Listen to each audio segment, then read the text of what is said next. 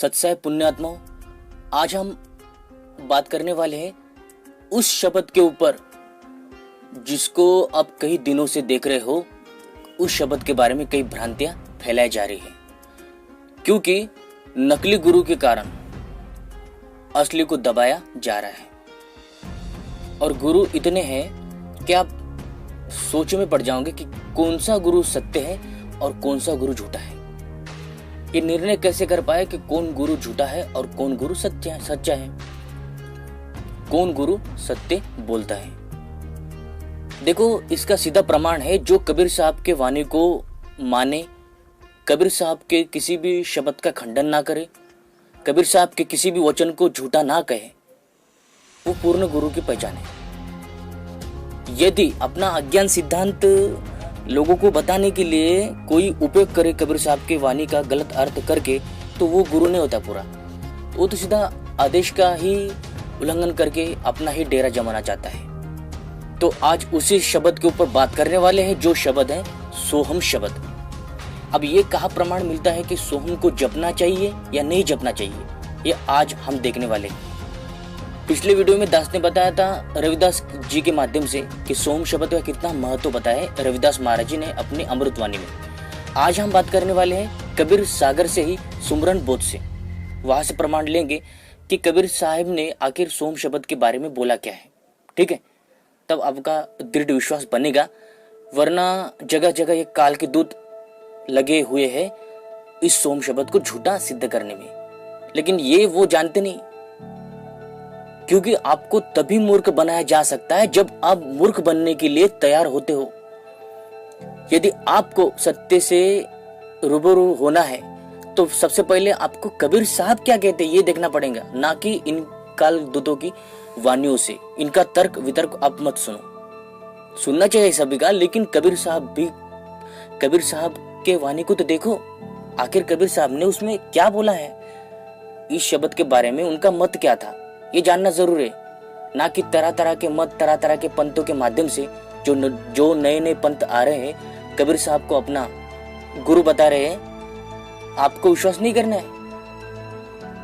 आपको तब तक मूर्ख बनाया जा सकता है जब आप मूर्ख बनने के लिए तैयार होते हो।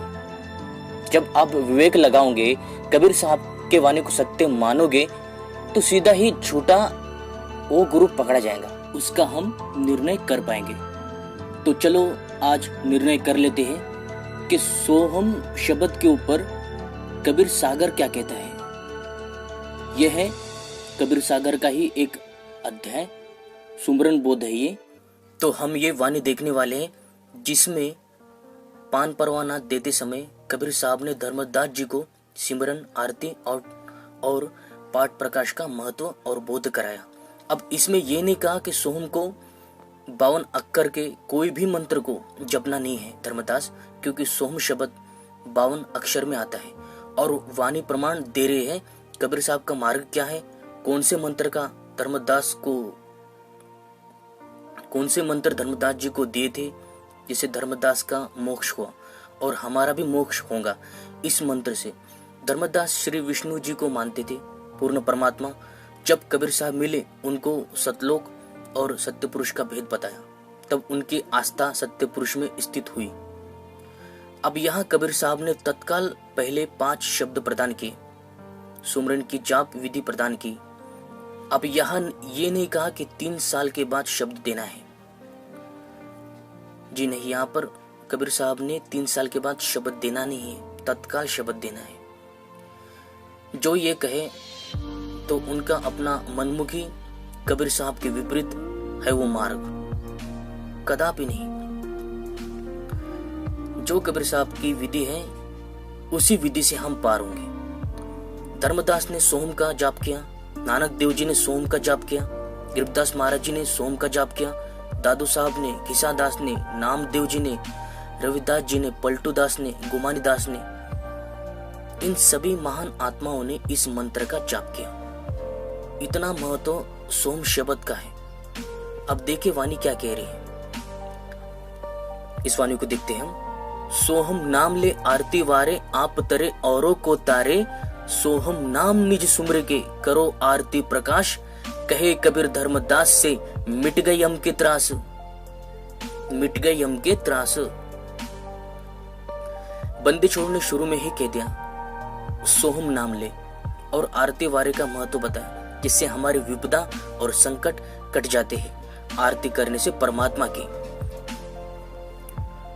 वारे का मतलब अर्थ है संकट, और जो कोई अन्य भी इसके करने मात्र से वो भी तर जाएगा।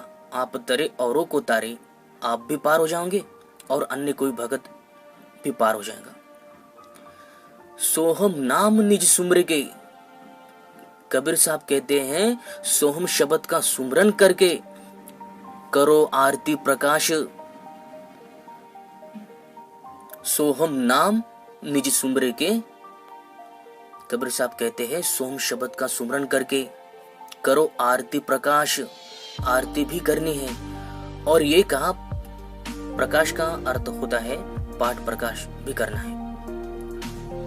और आगे कहा कबीर साहब ने, जिससे आपके पूरे डाउट और भ्रम खत्म हो जाता है।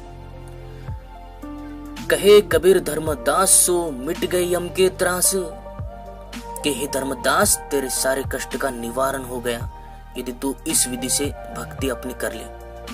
जो विधि कबीर साहब ने धर्मदास जी को बताई है, आपके समक्ष जो वाणी है वही विधि बताई है, स्मरण आरती पाठ प्रकाश करने का। तो तू पार होकर सतलोक की प्राप्ति तुझे हो जाएंगी। काल चाल यम बंधन तेरा मिट जाएगा। तो ये सब मार्ग है कबीर साहब का। तो आपका कुछ भ्रम दूर हुआ होगा। यह है कबीर साहब का मार्ग। कबीर साहब का मार्ग सहज साधना है, और यही मूल ज्ञान, यही आत्मज्ञान, यही पवित्र ज्ञान और यही तत्व ज्ञान है। आशा है दासको के आपको काल के दूत का ज्ञान क्या है और कबीर साहब का ज्ञान क्या है, इसमें अंतर पता चल गया होगा। तो आज के लिए बस इतना ही। आगे और रहस्य आपको बताए जाएंगे। ठीक है, तो मिलते हैं अपने अगले वीडियो में।